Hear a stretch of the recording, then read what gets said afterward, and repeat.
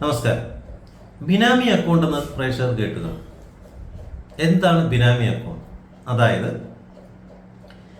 ഏതോ ഒരു വ്യക്തി, അദ്ദേഹത്തിന് ധാരാളം സമ്പത്തുണ്ട്, അത് ചിലപ്പോൾ മറ്റേതെങ്കിലും കണക്ക് കാണിക്കാത്ത മാർഗത്തിൽ കൂടെ ഉണ്ടാകുകയാണെങ്കിൽ അദ്ദേഹത്തിന് ടാക്സ് കൊടുത്തും എസ്കേപ്പ് ആകാൻ പറ്റില്ല. കാരണം ഇപ്പോഴൊക്കെ വരുമാനം ഉണ്ടെങ്കിൽ സോഴ്സ് കാണിക്കണം. നിങ്ങൾക്ക് ധാരാളം കാശുണ്ട് കയ്യിൽ, പക്ഷെ എവിടെ നിന്ന് വന്നു എന്ന് സർക്കാരിനെ ബോധ്യപ്പെടുത്തണം.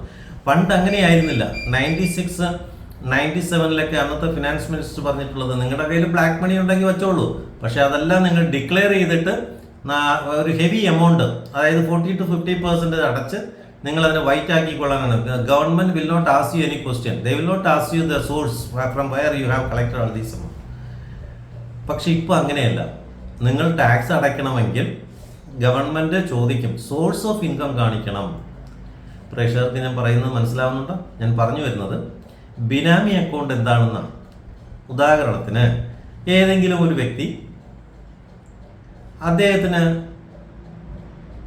വ്യത്യസ്തമായ മാർഗങ്ങളിൽ കൂടി, അതായത് പുറത്ത് പറയാൻ പറ്റാത്ത, ഇപ്പോൾ ഒരു കൈക്കൂലി വാങ്ങിച്ചു കണ്ടമാനം. ഇപ്പം ഗുജറാത്തിലോ ബീഹാറിലോ ഒരു ഇൻകം ടാക്സ് കമ്മീഷണറുടെ വീട് റെയ്ഡ് ചെയ്തപ്പോൾ എത്രയോ കോടി രൂപയാണ്, 200 കോടിയോ 300, റിട്ടയർ ആവുന്നതിന് തൊട്ട് മുമ്പാണ് അദ്ദേഹത്തിന് പിടിച്ചത്. അപ്പോൾ ഈ പൈസ എനിക്ക് കൈക്കൂലിയായിട്ട് കിട്ടിയതാണ്, അതിൻ്റെ ഇത്ര ശതമാനം ഞാൻ സർക്കാരിന് നികുതി അടച്ചുകൊള്ളാം എന്നിട്ട് വൈറ്റാക്കി നടക്കില്ല. Source of income is very important. അതുകൊണ്ട് ഇതുപോലെ കാശുണ്ടാക്കിയ ആളുകൾ ക്യാഷായിട്ട് കയ്യിൽ വച്ചുകൊണ്ടിരിക്കത്തേ ഉള്ളൂ. അവർക്ക് ടാക്സ് അടച്ചത് വൈറ്റാക്കാനും പറ്റൂല. കുറേ അധികം ഗോൾഡ് വാങ്ങിച്ചു വയ്ക്കാമെന്ന് വെച്ചാൽ, ഗോൾഡ് വാങ്ങാൻ ഒരു ദിവസം 2 ലക്ഷം രൂപയിൽ കൂടുതൽ ഗോൾഡ് വാങ്ങാൻ പാടില്ല, പാൻ കാർഡ് കൊടുക്കണം. ക്ലിയർ ആവുന്നുണ്ട്? അപ്പോൾ അവർക്ക് ഒന്നും ചെയ്യാൻ പറ്റില്ല. പ്രോപ്പർട്ടി വാങ്ങിച്ചിടാന്ന് പറഞ്ഞു കഴിഞ്ഞാൽ പാൻ കാർഡും ആധാറുമായിട്ട് അറ്റാച്ച് ചെയ്തുകൊണ്ട് സർക്കാരിന് ഒരൊറ്റ ക്ലിക്ക് അടിച്ചാൽ മതി കമ്പ്യൂട്ടറിൽ ഇവർക്ക് എവിടെയൊക്കെ പ്രോപ്പർട്ടി ഉണ്ട്. നിങ്ങൾക്ക് പ്രോപ്പർട്ടി ഉണ്ടെങ്കിൽ നിങ്ങളുടെ ആധാർ നമ്പർ അടിച്ചു നോക്കി ഇന്ത്യയിൽ എവിടെയൊക്കെ ഉണ്ടെന്ന് അറിയാൻ പറ്റും. വിദേശ രാജ്യങ്ങളുണ്ട് എന്ന് അറിയാൻ പറ്റില്ല. ഇന്ത്യക്കകത്ത് നിങ്ങൾക്ക് ഇപ്പോൾ കർണാടകത്തിലൊക്കെ പണ്ട് രാഷ്ട്രീയക്കാർ കണ്ടമാനം ബിനാമി പേരിൽ, അങ്ങനെ ഒരു വ്യക്തിയേ ഇല്ല.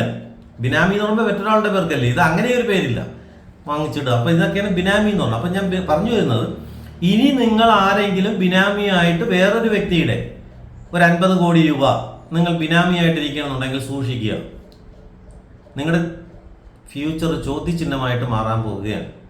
കാരണം ബിനാമി ആയിട്ട് താങ്കളെ ഏൽപ്പിക്കുന്ന ആൾ പുറത്തു പറയില്ല.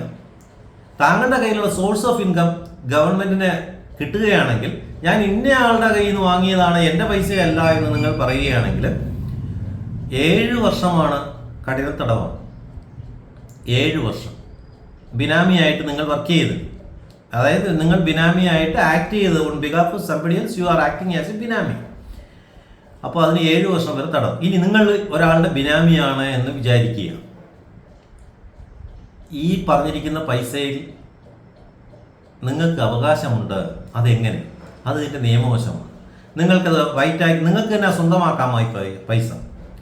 എത്ര രൂപയാണോ നിങ്ങളുടെ കയ്യിൽ ബിനാമിയായിട്ടിരിക്കുന്നത് അതിന് നിങ്ങളുടെ അവകാശമുണ്ടാവും, നിങ്ങൾക്ക് സ്വന്തമാക്കാം. അതെങ്ങനെ? അത് ലീഗൽ സൈഡ് നേരിട്ട് ചോദിക്കുകയാണെങ്കിൽ പറഞ്ഞുതരാം. നന്ദി, നമസ്കാരം.